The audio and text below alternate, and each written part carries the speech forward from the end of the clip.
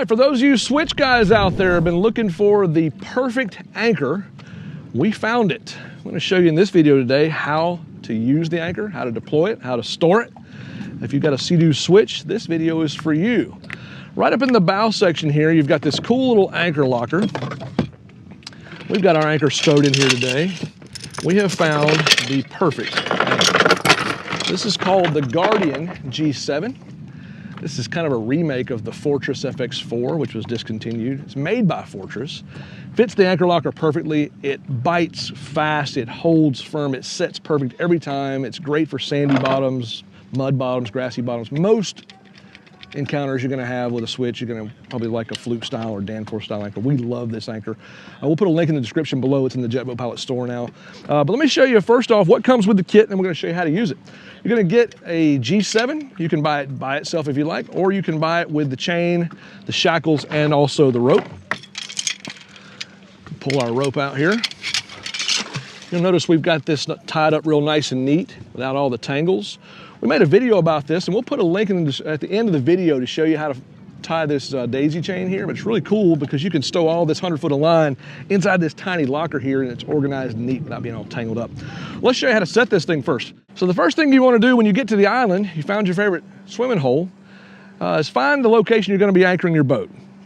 Most importantly, find where the wind's coming from. You want your bow pointed into the wind. We are going to take our anchor, simply walk off about 50 feet or so. Some are going to talk about scope, which is basically how much line you have relative to the depth of the water that you're in. But because we don't really have a lot of depth today, scope is not a huge deal. I just generally run about 50 foot, all right? So undo our line here. We tie this bundle to make sure that we don't have knots and tangles. 100 foot of line, it's easy to knot up. All right, so now as we walk it out, on the end of this daisy chain, we tied a brake. I'm gonna release that brake, and I'm gonna begin to walk out this line.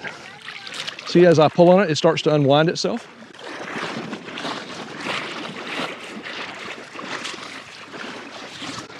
Now, some are gonna want to put the line back in the locker, and that's fine, you can do that. Some are gonna wanna tie to the anchor point in the locker, and that's fine too. However, because I don't like the chafing and the rubbing that happens up on this lip here, I'll oftentimes tie to the cleat. So let me show you that. We're gonna come over, secure this anchor line to the cleat. We'll tie ourselves a cleat hitch.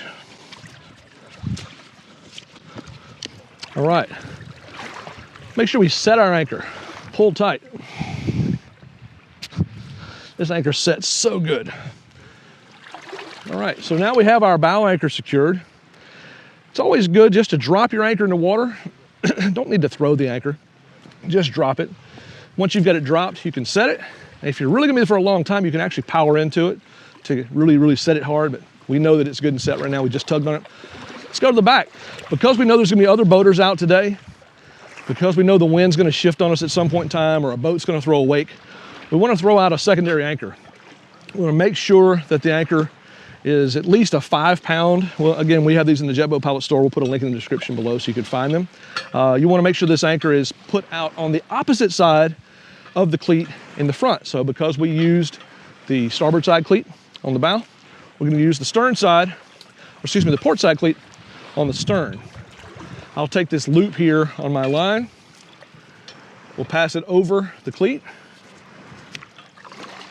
I'm gonna walk this back until I've got it taut.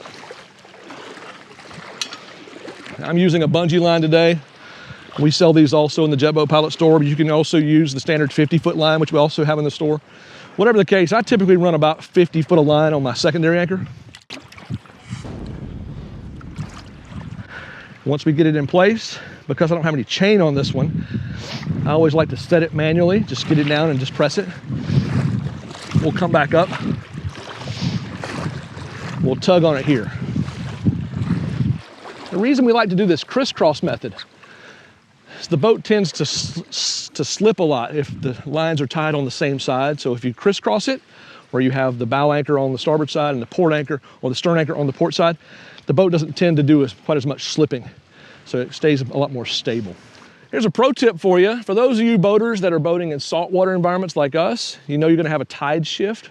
You don't oftentimes know where the tide's at when you get there, but to be careful, I always tell people don't anchor any shallower than about knee deep. We choose knee deep as a kind of a rule of thumb. If the tide goes out and you're walking away and you're maybe walking with your friends down the beach and you come back, your boat may be sitting high and dry. So it's always a good idea to choose knee deep for your anchorage. So those are some tips on how to deploy the anchors for your SeaDoo Switch. If you've got questions about this, feel free to hit us up in the comments below. We'd be glad to answer those questions for you. Again, we'll put links in the description below on how you can find these products in the Jet Boat Pilot store. Once again, Jet Boat Pilot has partnered with West Marine, and we're super glad to do that. All these products are made available by West Marine, so we're thankful for that. And if you like this video, check this one out.